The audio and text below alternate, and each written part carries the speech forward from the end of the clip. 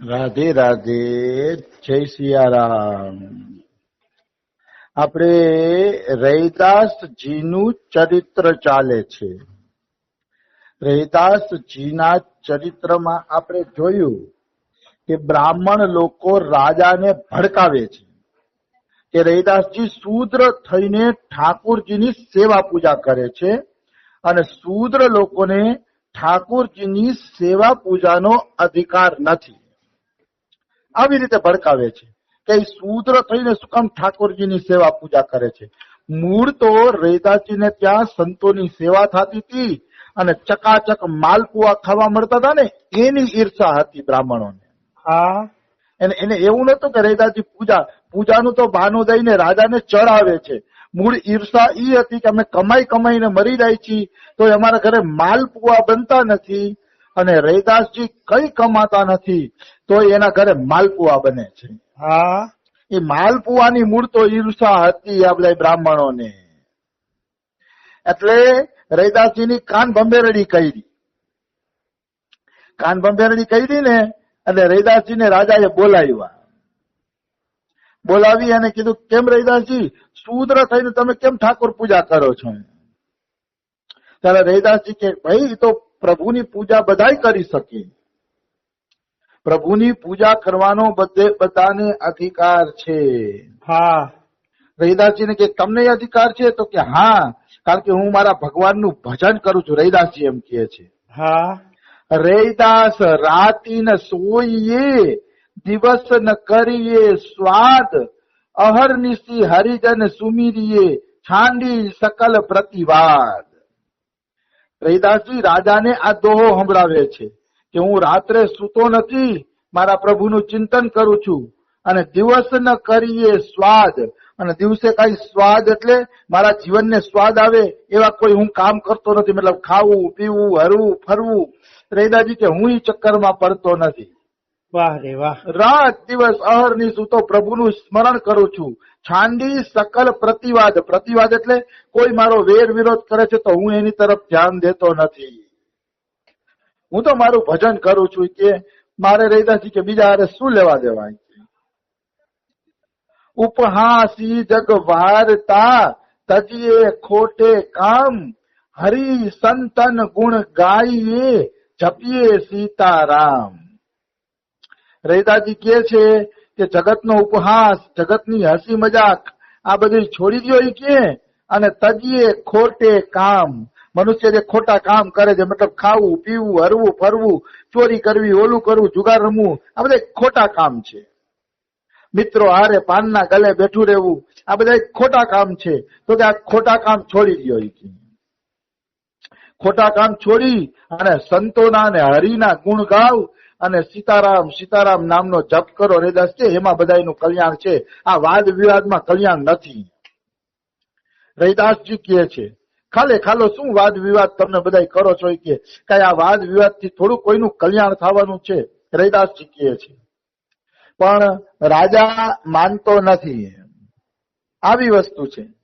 ખરેખર તો શાસ્ત્રનો નિયમ એવો છે કે જ્યાં પૂજનીય વ્યક્તિઓની પૂજા નથી થતી અને જે પૂજવા યોગ્ય નથી એની પૂજા થાય છે, ઈ રાજ્યની અંદર દુર્ભિક્ષ પડે છે. દુર્ભિક્ષ આકાર પડે છે. મરણ અને ભય, આ ત્રણ વસ્તુ ઈ રાજાના રાજ્યમાં જોવા મળે છે. જો કોઈ રાજાના રાજ્યમાં વારંવાર દુકાળ પડતો હોય, ઘણા બધા માણસોનું મરણ થતું હોય અને ઘણા લોકોને ભય થતો હોય ને, તો માનવું કે રાજાના રાજ્યમાં જે પૂજનીય છે ને એ વ્યક્તિની પૂજા નથી થતી. હા. જેવી રીતે હમણાં કોરોના ગયો, એમાં અમુક પ્રદેશમાં ઘણા બધા માણસો મરી જાય. હા. કોરોનાની અંદર તો માનવાનું કે ત્યારે રાજા છે ને એ થોડોક લપસી ગયો છે, પોતાના ધર્મથી પતિત થઈ ગયો છે, તો જ આવડા મોટા મરણ થાય. ચોખ્ખું લખ્યું શાસ્ત્રમાં. હા. અને રાજા પાછો પોતાના મકામ ઉપર આવી જાય અને રાજા પાછો ધર્મપૂર્વક શાસન કરવા માંડે ને તો આ રોગ બોગ્યો આપને આપ વયા જાય પછી. હા. મતલબ ચોખ્ખી વાત છે કે ઈ જ રાજાના રાજ્યમાં આકાર પડશે, મોટા માણસોનું મરણ થશે અને ભય ત્રણ કે જ્યાં સાધુ સંતોની પૂજા નહીં થાય. હા. સાધુ સંતોનો અનાદર હશે તો ઈ સરકાર નહીં ટકે, ઈ નીકળી જશે. આવી વસ્તુ છે. તો રાજાએ રૈદાસજીને બોલાવ્યા અને રૈદાજીને બોલાવીને પેલા તો આંખ દેખાડી. કેમ રે શુદ્ર થઈને કેમ ભગવાનની સેવા પૂજા કરો છો? બંધ કરી દેજો સેવા પૂજા. પેલા આંખ દેખાડી કે તમારું આ આચરણ વેદ વિરુદ્ધ છે. કે તો રૈદાજી કે મારા પ્રભુ રાજા, ભગવાને વેદોમાં કીધું છે કે મારી પૂજા કરવાનો બધાને અધિકાર છે. બિલકુલ. શાસ્ત્રએ કીધું છે કે મારી, હા મેં પેલા ચોખવટ કરી, મંદિરમાં આપણે મૂર્તિ પધરાવીએ અને એમાં પ્રાણ પ્રતિષ્ઠા કરીને મૂર્તિ પધરાવીએ તો કદાચ ઈ મૂર્તિની સેવાનો અધિકાર આપણે ન મળે. હા. ઈ શૂદ્રને ન મળે. ઈ બ્રાહ્મણ અને કોઈ બાવાજી કે ઈ હોય તો ઈ પૂજા કરી શકે. હા. પણ આપણા ઘરમાં જે આપણે મંદિર બનાવીએ છીએ, આપણા ઠાકોરજીને લાડ લડાવવા માટે જે મંદિર બનાવીએ છીએ, એની પૂજાનો સ્ત્રી સહિત બધાને અધિકાર છે. બાળક એ પૂજા કરી શકે. હા. ભલે હું કઉ છું બાળકને એ કઈ મંત્ર તંત્ર આવડતું નથી, શબ્દ બોલતા આવડતું નથી, તો એની તોતડી ભાષામાં આરતી ઉતારશે કે અગરબત્તી કરશે તો એને અધિકાર છે. હા. બાળકને અધિકાર છે. પણ ઘરના ઠાકોરો જોઈએ, મંદિરમાં ન હાલે. મંદિરમાં તો વ્યવસ્થિત પૂજા થવી જોઈએ. તો કે રાજા આ વેદ વિરુદ્ધ નથી. કે વેદોમાં ભગવાને કીધું છે કે મારી પૂજાનો બધાને અધિકાર છે. હા. તો રાજા થોડાક ઝૂંઝલાય છે, ક્રોધ કરીને બોલે છે, અમને કેમ ખબર પડે કે ભગવાનને તમારી સેવા પ્રિય છે? અમને કેમ ખબર પડે કે ભગવાનને તમારી સેવા પ્રિય છે, તમને પૂજાનો અધિકાર છે? બોલો, અમને ખબર પડે એમ કરો. રાજા એમ કહે છે. હા. તો રૈદાસજી કે આપણે એક પરીક્ષા કરી લઈએ. હા. મારા ભગવાનને હું સિંહાસન ઉપર બેહાડીને રાખી દઉં. હા. અને સભામાં આપણે બધા નિર્ણય કરીએ. એક તરફ બ્રાહ્મણ બોલાવે અને એક તરફ હું બોલાવું કે ઠાકોરજી જેની પાસે વયા જાય ને એની પૂજા સાચી. હા. આપણે આવી પરીક્ષા કરી લઈએ. તો આ એમ કે છે રાજા, મને કબૂલ છે. પણ બ્રાહ્મણોને કીધું, ભાઈ બ્રાહ્મણો, તમને કબૂલ છે? તો બ્રાહ્મણો કે હા કબૂલ છે. બ્રાહ્મણોને એવું અભિમાન હતું કે અમે વેદો શાસ્ત્રોની એની સ્તુતિ કરીએ છીએ ને તો ભગવાન અમારી તરફ જ આવશે. હા.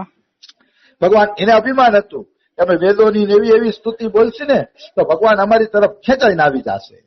હા. એટલે રાજાને બ્રાહ્મણોને બધાને આ પરીક્ષા ગમી ગઈ. તો કે હાલો એ આપણે પરીક્ષા કરી લઈએ.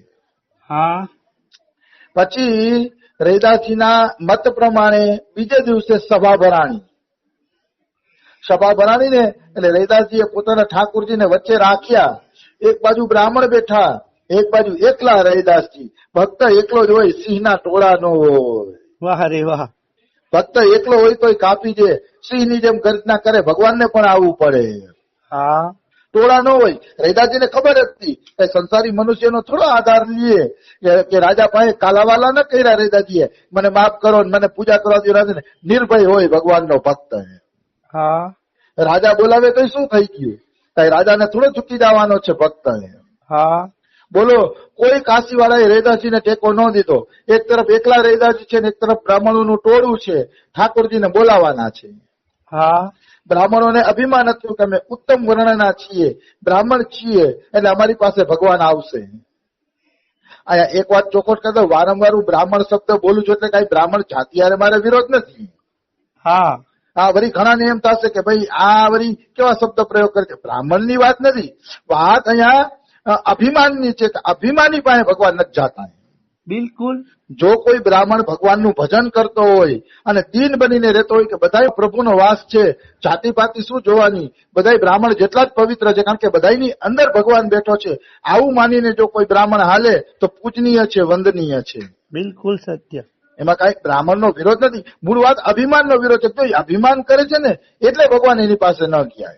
હા. નકર ભગવાનને તો બ્રાહ્મણો પ્રિય છે, કારણ કે બ્રાહ્મણ તો ભગવાનનું મુખ છે. એટલે બ્રાહ્મણોનો વિરોધ કરી જ ન શકાય, કારણ કે એના કારણે જ ધરતી ઉપર વિદ્યા ટકેલી છે. હા. એટલે બ્રાહ્મણનું ખૂબ મહિમા છે. પણ એ જ બ્રાહ્મણ જો અભિમાની બની જાય તો ત્યાગીય છે, એનો ત્યાગ કરી દેવો જોઈએ. હા. જેવી રીતે કોઈ એક બાપને 5 છોકરા હોય, એમાં એક દારૂડિયો થઈ જાય ને તો બાપ એનો ત્યાગ કરી દેશે કે આનો ત્યાગ કરજો, આને સંપત્તિ આપશે, દારૂ પીને નષ્ટ કરી દેશે. તો કેમ? પોતાનો દીકરો છે તો એ બાપ એનો ત્યાગ કરી દે છે. એ દારૂડિયો જુગારીઓ બની જાય તો એનો ત્યાગ કરી દે છે એટલા માટે કે એનો ત્યાગ નહીં કરે ને તો એ ઘરને નષ્ટ કરી નાખશે. એવી જ રીતે ઈશ્વર જુએ છે, બ્રાહ્મણ એનું જ શરીર છે, બ્રાહ્મણને ભગવાન પોતાનું શરીર બતાવે છે, પણ એ જ બ્રાહ્મણ જો અભિમાની બની જાય, નાસ્તિક બની જાય, ભગવત ભક્તોનો વિરોધી બની જાય તો એ ત્યાજ્ય છે, તો એનો ત્યાગ કરી દેવો જોઈએ. બાકી બધા બ્રાહ્મણો વંદનીય છે, પૂજનીય છે, એટલે કોઈ જાતિનો વિરોધ અહીંયા કરવો એવું કોઈ ઓલો અર્થ નથી. તો બ્રાહ્મણોએ બોલાવાનું ચાલુ કર્યું, બ્રાહ્મણોએ વેદોની સ્તુતિ બોલ્યા અને શ્રી સૂક્તના પાઠ કર્યા અને ઓલું કર્યું ને ઘણું બધું કર્યું, પણ ભગવાન તસ્થી મસ નો થયા. હા ભગવાન એની પાસે ગયા જ નહીં, બ્રાહ્મણોની પાસે. અને રૈદાસજીને વિશ્વાસ હતો કે જે રામ સબરીના ઘરે બોરા ખાવા ગયો અને જે રામે નિષાદને પોતાનો મિત્ર બનાવ્યો એ મારા જેવા શૂદ્રની પણ લાજ રાખશે. વાહ રે વાહ. બ્રાહ્મણોને પોતાના વેદોનો, મંત્રોનો એનો ભરોસો હતો એટલે ભગવાન નો ગયા. અને રૈદાસજીને ભગવાનની કૃપાનો ભરોસો હતો કે કૃપા કરીને સબરીના આશ્રમે ગયા તો મારી લાજ કેમ નહીં રાખે. હા રૈદાસજીને ભગવાનની કૃપાનો ભરોસો